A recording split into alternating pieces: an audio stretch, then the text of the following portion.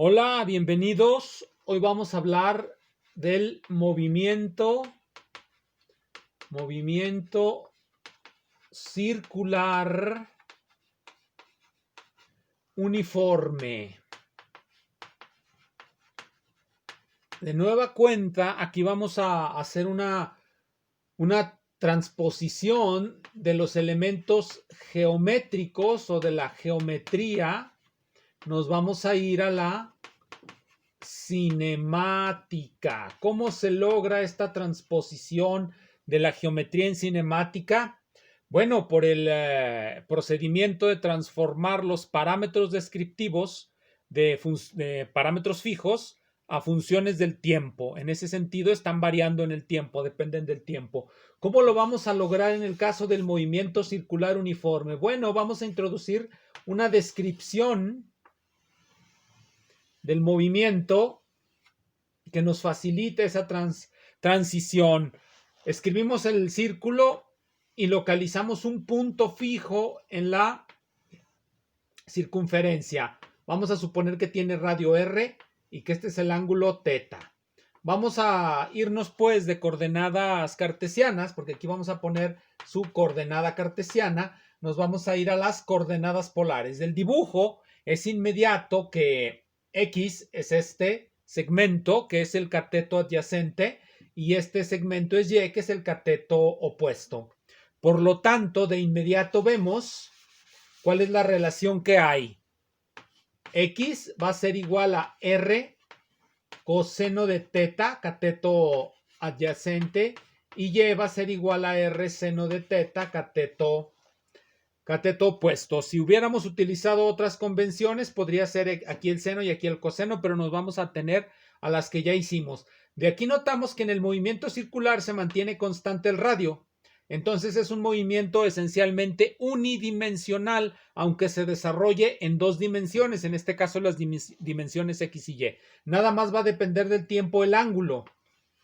Entonces lo que vamos a buscar es el ángulo como función del tiempo. ¿Cómo vamos a escribir el ángulo como función del tiempo? Para eso, para lograr ese objetivo, vamos a introducir dos conceptos, dos definiciones. Vamos a poner definición 1. La definición 1 va a ser la de frecuencia. Frecuencia es el número de revoluciones en la unidad de tiempo. En la unidad de tiempo. De una vez vamos a elegir esa unidad de tiempo. Vamos a suponer que la unidad de tiempo que vamos a utilizar es el segundo. Entonces, de una vez fijamos aquí, un segundo va a ser nuestra unidad de tiempo. Vamos a introducir una definición más, la definición 2. Periodo es el tiempo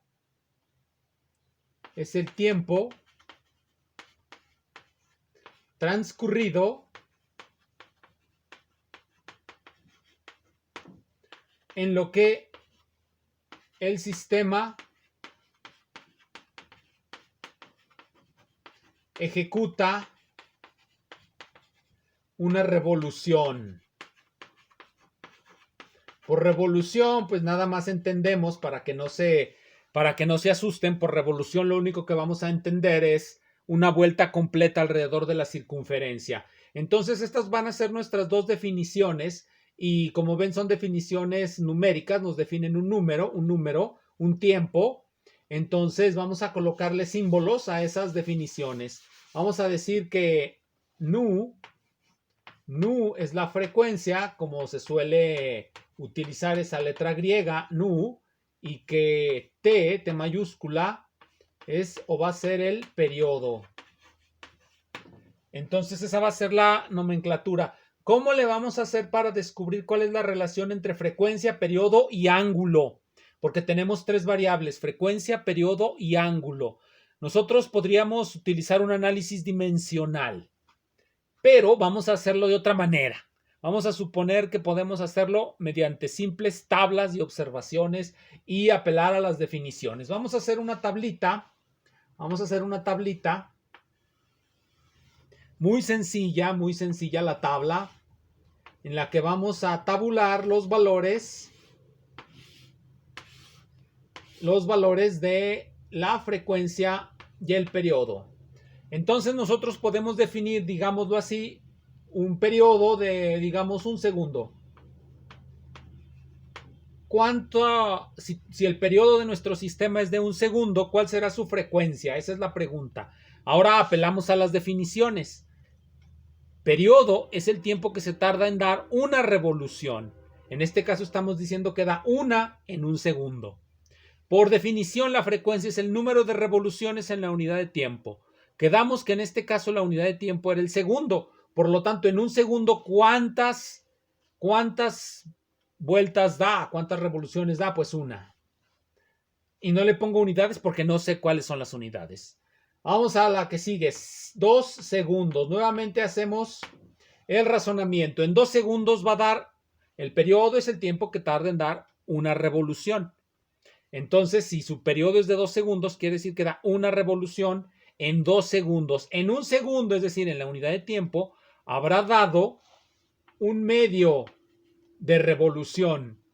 ¿Por qué? Porque si se tarda 2 segundos en dar una vuelta completa y como es un movimiento circular uniforme, hay que recordar eso, circular uniforme, y en este caso uniforme significa arcos iguales en tiempos iguales, pues entonces recorre en un segundo, recorre media circunferencia y en el otro segundo recorre lo que falta de circunferencia.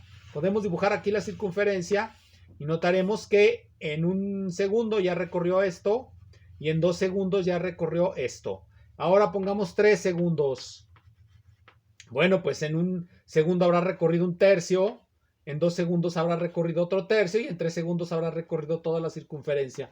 Por lo tanto, su frecuencia debe de ser de un tercio, es decir, en un tercio de segundo recorre un tercio de circunferencia.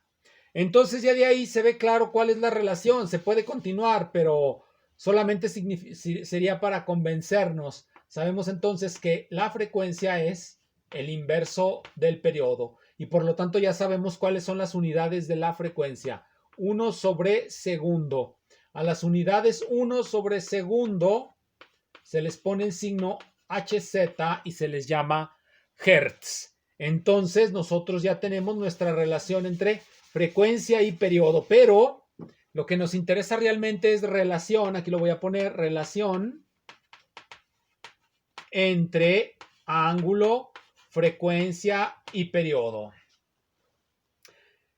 ¿Cómo le vamos a hacer para calcularlo? Bueno, vamos a hacer nuevamente tablas muy sencillas, pero van a ser tablas para diferentes periodos de tiempo, para diferentes valores de la variable tiempo, porque lo que queremos es relacionar ángulo, frecuencia, periodo y tiempo. La variable que nos interesa es el tiempo, porque esa es la forma en cómo vamos a pasar de la geometría a la cinemática. Bien, entonces vamos a suponer que tenemos aquí un segundo. Vamos a hacer una tabla para el valor de tiempo de un segundo. Y vamos a hacer un dibujito. Vamos a hacer un dibujito. Con la relación que tenemos entre frecuencia y periodo, pues ya en realidad nada más necesitamos una relación entre estas 3 variables. Ya las redujimos bastante. Y cuando encontremos la relación, pues ya tendremos todo lo que queremos. Vamos pues a hacer esto. Vamos a poner aquí ángulo y aquí frecuencia.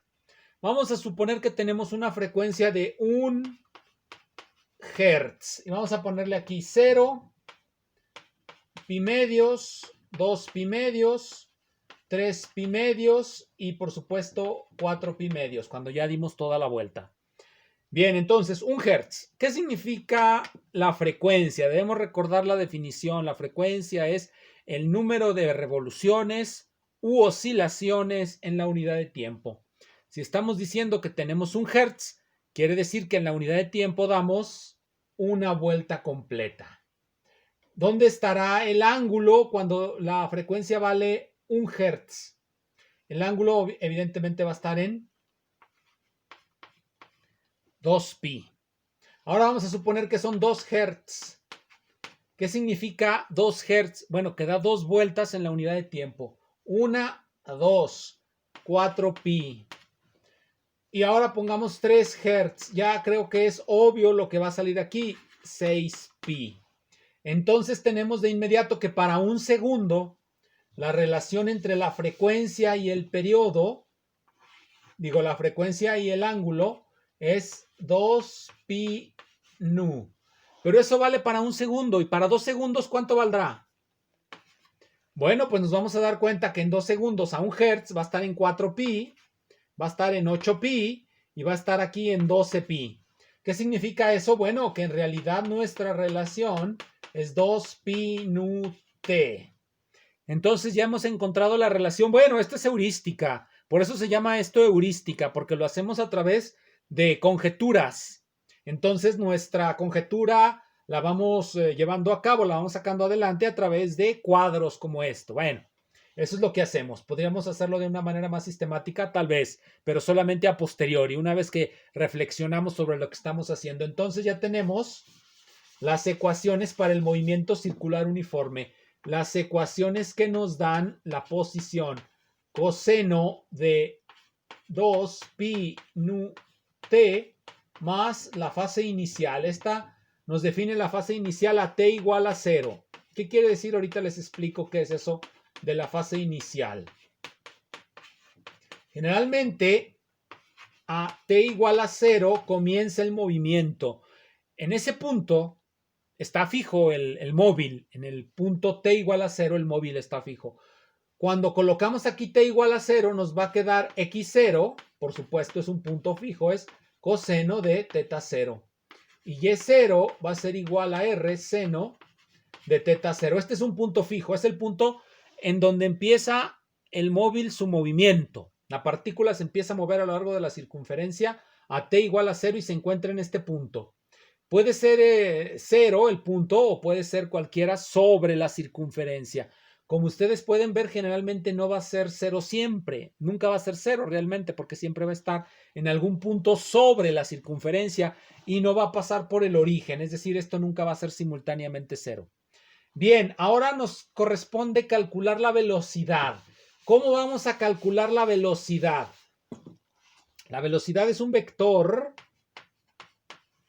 La velocidad es un vector. Por lo tanto, tiene magnitud y dirección. Vamos a calcular por separado cada una de estas cosas. Vamos a calcular primero la magnitud y después vamos a calcular la dirección. La manera de calcular la magnitud va a ser recordar esta relación. Miren, un segmento de circunferencia va a ser igual a r teta. ¿Qué nos da esta relación? Nos da esto de aquí, un segmento de circunferencia, es decir, un ángulo. Un ángulo. Cuando damos toda la vuelta a la circunferencia nos da sencillamente el perímetro, que ustedes recordarán que el perímetro es 2pi por r o pi por diámetro, que es 2r. Entonces, esa es la fórmula que vamos a utilizar para calcular la magnitud de la velocidad. ¿Cómo le vamos a hacer? Bueno, pues con la definición de velocidad. Así. Esto va a quedar r. Utilizamos la formulita que teníamos antes. 2pi nu t' menos 2pi nu t. Y de inmediato vamos a ver que podemos escribir esto de la siguiente manera. Perdón, aquí es prima. Va a quedar y mandado a hacer. Va a ser igual a R2pi omega. Y esta va a ser la velocidad tangencial. Ya no hace falta tomar el límite de ninguna manera. Dejarlo como la velocidad media. Estamos en un movimiento circular uniforme, entonces la velocidad media coincide con la velocidad instantánea. Entonces ya tenemos nuestra velocidad. La velocidad es 2pi nu r. Le vamos a dar un nombre a esto para abreviar. Se va a llamar omega velocidad angular. Entonces ya tenemos una fórmula para la velocidad tangencial. Va a ser r omega. Bien, con eso ya tenemos la magnitud. Ahora, ¿cómo vamos a calcular la dirección? La dirección se calcula también de manera muy sencilla, haciendo dibujitos y razonando sobre esos dibujitos. Aquí dibujamos la velocidad.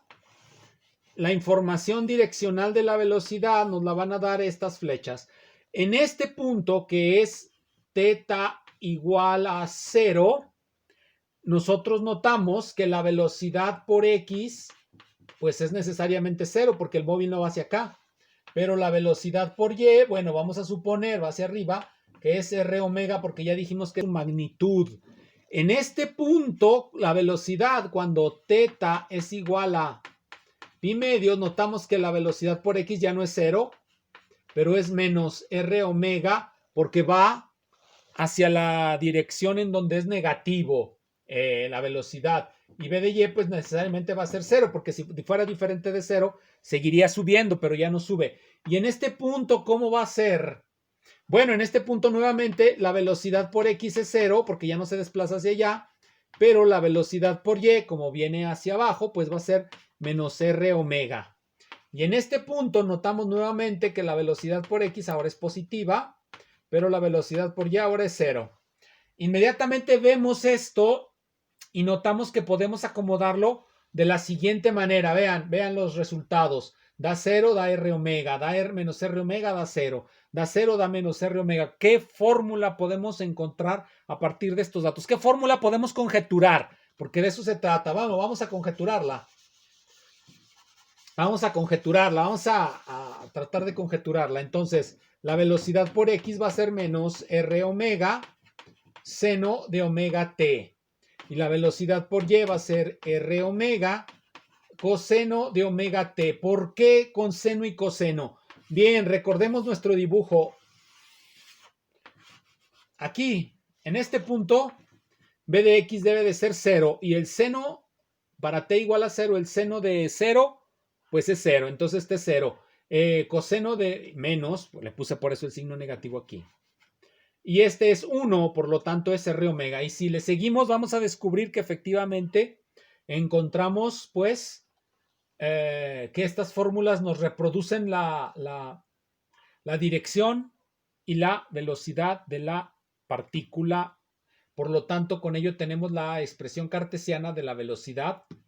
Y ahora vamos a calcular la aceleración porque no estamos contentos sino hasta que calculamos posición, velocidad y aceleración. Son los datos fundamentales. Bien, vamos a calcular la aceleración. Nuevamente, la aceleración es un vector y hay que calcular su magnitud y su dirección. Vamos a calcularlo con lo siguiente, con un dibujito, figuras mal hechas para que nos den a ver si nos dan un resultado. Vamos a suponer, porque está dando vueltas alrededor de la circunferencia, nosotros sabemos que debe haber una aceleración hacia su centro, porque hacia allá tiende el movimiento. Sale por las tangentes. Soltamos, digamos, tenemos una onda y le estamos dando vuelta, la soltamos en un punto, la partícula va a salir por sus tangentes. Pero en la medida en que se mantiene sobre la circunferencia, se mantiene porque hay una aceleración que la lleva hacia acá. Esto nos va a dar la idea de hacia dónde va la dirección de la aceleración. La velocidad siempre va por las tangentes al círculo este. La aceleración en la medida en que se hace centrípeta siempre va a estar dirigida hacia un centro. Esto es maravilloso. No se ve en la experiencia eso, pero si lo suponemos así nos reproduce la experiencia. ¡Qué grandes ideas! Bien, ¿cómo le vamos a hacer para calcular primero la magnitud? Bien, vamos a suponer que se va moviendo en dirección tangente, así, vamos a exagerarlo, que se mueve en dirección tangente, velocidad tangencial por el tiempo es lo que me va a dar la distancia recorrida. Entre más pequeño el tiempo, más pequeño, más me acerco a un punto. Una vez que llega a un punto, digamos a este punto, va a ser atraída hacia un centro, como ya dijimos, porque está siendo atraída hacia acá. Este es R, y obviamente esto que viene aquí es aceleración centrípeta por tiempo al cuadrado entre 2. ¿Por qué? Porque lo asimilamos a una caída libre. Está cayendo libremente por aquí con esta aceleración constante. Entonces vemos de inmediato que tenemos una relación entre la velocidad tangencial y la aceleración y el tiempo. ¿Cómo la vamos a hacer explícita? Vamos a utilizar el teorema de Pitágoras. Vemos que es cateto y la suma de estos. Entonces, para que vean cómo queda, vamos a poner la ecuación. Entonces es el cuadrado de los catetos, es velocidad tangencial al cuadrado por t al cuadrado más radio al cuadrado va a ser igual a r más aceleración centrípeta por tiempo al cuadrado entre 2 al cuadrado. De inmediato, si hacemos las operaciones, esto nos va a quedar simple y sencillamente así. T cuarta entre 4 más a t cuadrado. ¿Por qué? Porque sería el cuadrado del primer término, se va a ir con el doble producto del primero a t cuadrado por r. El doble producto del primero por el segundo, como está entre 2, pues no aparece el doble, y el cuadrado del último término. Entonces nos queda esto. Desaparecemos un tiempo y nos va a quedar la siguiente ecuación. Hicimos la desaparición del tiempo AC multiplicado por R. Conforme se hace más chiquito el tiempo, nos acercamos más al punto tangente, que es donde queremos que esté. Vamos a ver el dibujo para que vean a qué me refiero con hacer chiquito el tiempo. Es nuestro parámetro que se va a hacer pequeño y ya en la física eso nos encanta. Entre más largo el tiempo es más largo este vector. Entre más pequeño el tiempo se acerca a este punto. Y en ese punto nos va a dar la aceleración instantánea centrípeta. Bueno, pues vamos a ponerlo. Lo hacemos 0 y obtenemos la siguiente fórmula. La aceleración centrípeta es igual a velocidad tangencial entre R. ¿Y cuál será la información que debemos recapitular para para encontrar la dirección de esto? Ya tenemos la magnitud y la dirección. Bueno, basta ver nuevamente nuestro dibujo. Va así. Si recordamos que nuestro vector de posición va en sentido opuesto, pues ya nos damos una idea de cuál es la información vectorial que debemos de colocar para la aceleración. Y va a ser la siguiente. La aceleración por X va a ser igual a, vamos a ponerle AC. AC, bueno, negativo porque va hacia allá por el coseno de omega t. He omitido la fase porque estoy suponiendo, como vimos, que partimos de 0. Entonces ya con esto tenemos todas las ecuaciones del movimiento circular uniforme. Vamos a escribirlas, a ver si me acuerdo perfectamente bien de ellas. La primera, esta, XR coseno de omega t. Y es igual a R seno de omega t. La velocidad por X es igual a menos R omega por el seno de omega t. Velocidad por Y es igual a R omega por el coseno de omega t. Y la aceleración por X es menos aceleración centrípeta, cuya fórmula ya conocemos, por el coseno de omega t. Y la aceleración por Y pues es menos la aceleración centrípeta por el seno de omega t. Y estas son las ecuaciones que nos dan el movimiento circular uniforme. De la aceleración, miren, viene dada por esto, bt cuadrada entre r. Sabemos cuánto vale la velocidad tangencial, r omega, lo sustituimos ahí y resulta que esto queda como r omega cuadrado, que es otra formulita. Velocidad tangencial es r omega. Y nu es igual a 1 sobre t. Esas son las fórmulas básicas del movimiento circular uniforme. Muchas gracias.